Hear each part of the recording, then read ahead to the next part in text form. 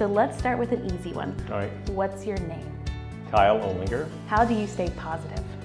I stay positive just trying to find moments just to be quiet and grateful, and hopefully a good sprinkling of exercise in there, and spending time with people I really care about.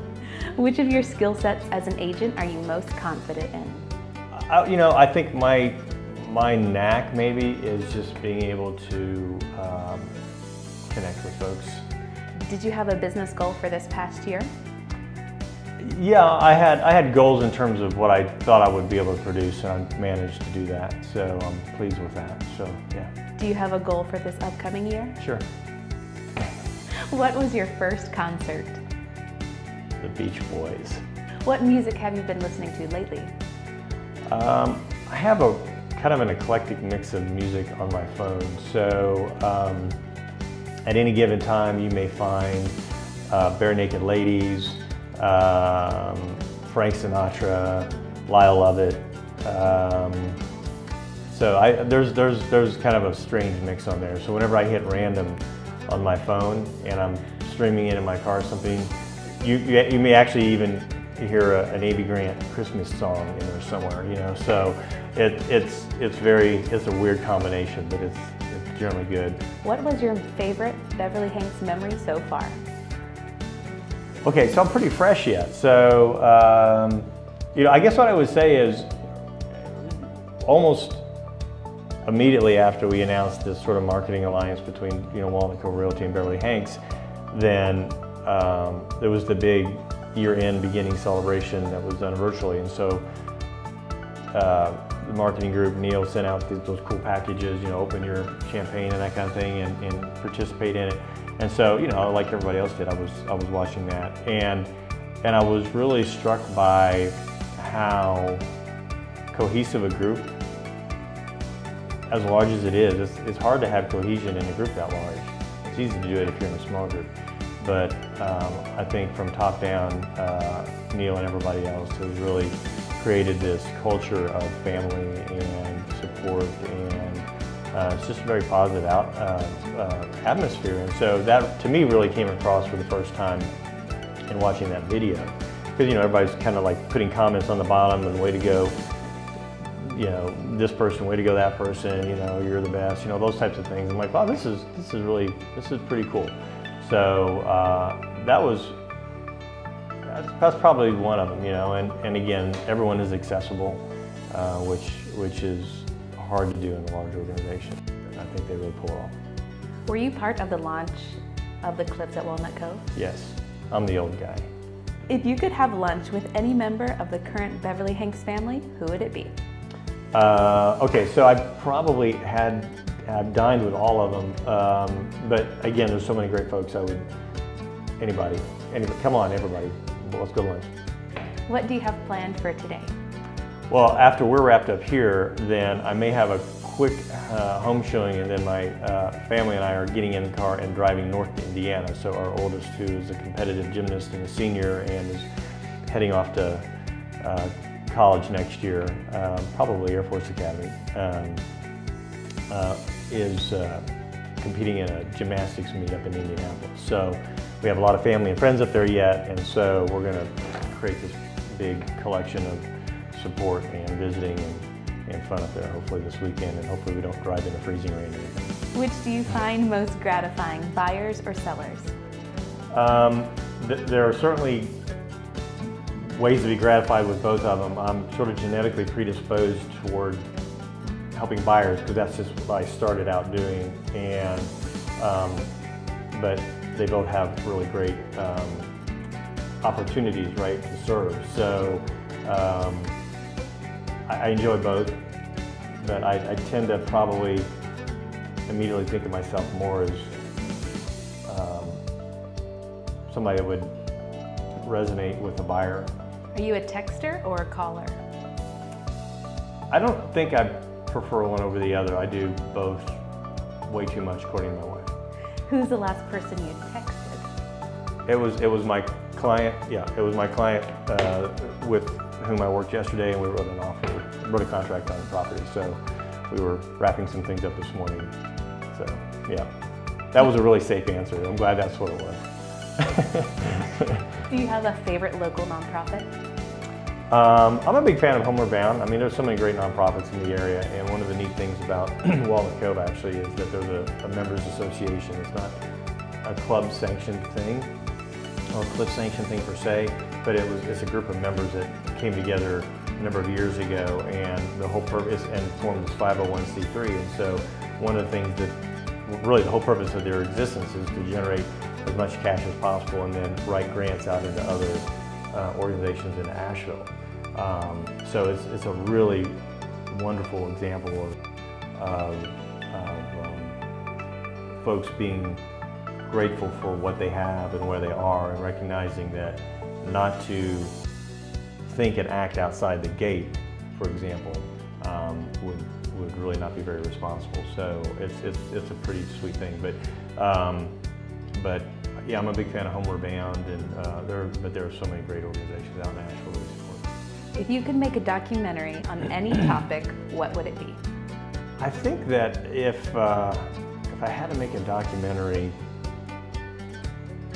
it might be tied to something that my wife and I have been talking about for a while, and that would be to ride the entire length of the Blue Ridge Parkway on bike and then document it somehow, and maybe raise awareness for some good charity or something along those lines. That's something we've talked about for years and years, and it hasn't really worked out yet, you know, with 3 kids from 17 down to 11.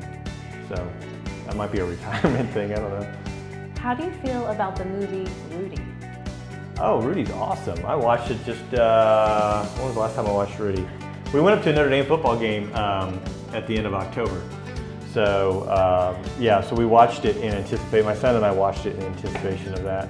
But that is a great movie, regardless of whether you're a Notre Dame fan or not. It is a great movie. What is your favorite way to celebrate success? I just try to take a moment, be grateful, and sometimes I'll, you know, pour another glass of bourbon, or, you know, I open a good bottle of wine or something along those lines, you know, and just sort of enjoy it for a little bit, and then, you know, you're only as good as your next deal. So, what's your favorite wine? If you were offering me any bottle right now, I would probably ask for a 97 Joseph Phelps Insignia. What's your favorite TV show? Of all things, we're watching The Good Place. What's your favorite ice cream flavor? I am so boring. I'll take chocolate, just regular good old chocolate ice cream, and I'll throw some peanut butter in there, and that's kind of my thing. What was your first car? My first car that I bought and paid for was a 1983 Mazda RX-7. What's your dream car? You know, if they actually came back and made that car again, I would buy another one of those. I could reboot on that. I don't really have a dream car per se, though. Where do you consider home? Well, I'm considering the fact we've been in Asheville for 25 years. You know, I think when you start raising a family in a place, then that becomes home. I will say that Asheville started to feel like home for Jennifer and me really quickly, which I think is one of the allure of this area. But, you know, if you ask me where I came from, it's from Indiana. So I grew up in southern Indiana. Obviously, I went to school in northern Indiana. I lived in central Indiana for a while. But southern Indiana was where I grew up. A little town called Huntingburg, which, if you told me you knew where that was, I think you're probably lying. Are there things you miss about Indiana? Yeah, sure. You know, I've still got still quite a bit of family up there and friends. But you know, there's a correlation, I think, between Southern hospitality and Midwestern hospitality. Midwesterners are very generous people and will do anything for you, right? And so, even if they've just met you, right? So there's a natural, it seems to me, it's been my experience, that there's this sort of natural ability to connect with your neighbor, and with no pretense at all, if you need something, let me know, I'm here.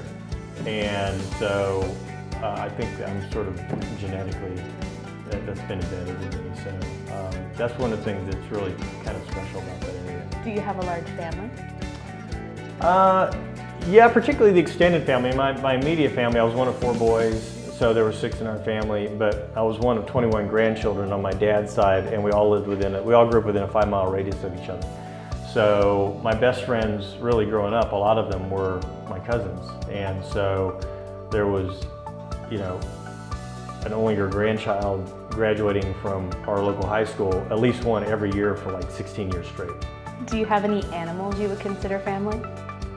Yeah, I mean, we've always had dogs, and we've got a Labradoodle right now that we rescued. I guess you would particularly ask my kids, and they would definitely say she's part of the family. But I call her, you know, her name is Sadie. Sadie, the life-size 3-dimensional dog-shaped rug. I mean, that's all she does. That's her thing. What actor would you choose to play you in a movie? Matthew McConaughey. What's your favorite non-work activity?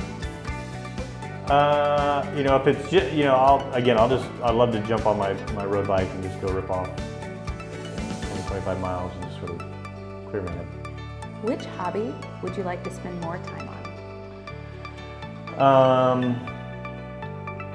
Probably, I would like to do more reading and more writing in my life, because I find both of them a grounding exercise, and I don't give myself enough time to do that. Do you have any party tricks? Party tricks? Any special skills? I'm a pretty decent mixologist, but I make drinks like I cook. I just sort of improvise. So. Do you have a favorite cocktail? My favorite cocktail is pretty boring, and it's generally just bourbon on a big chunk of ice with a little splash of water, or an old fashioned. But I'd make a version of a mint julep, you know, that's pretty cool. So there's always like mint growing in the garden, that kind of stuff. So yeah, I just like muddle stuff together and just start making stuff up, and it usually turns out pretty good. What are you grateful for? Faith and family, for sure. Our last question. Wow, so it's over already? Why Beverly-Hanks? Well, you know, it was sort of a package deal. So, that's a quick answer, but had it not been, I think it's probably a pretty good bet that I would have ended up here anyway. You know, again, going back to the culture, I mean, those are things that resonate with me a lot, and so to have sort of this family atmosphere, and knowing that there's a great deal of support, and not just from a marketing standpoint or, you know, or resources standpoint, but just, you know, from a personal standpoint, you know, that's as important as anything else. So.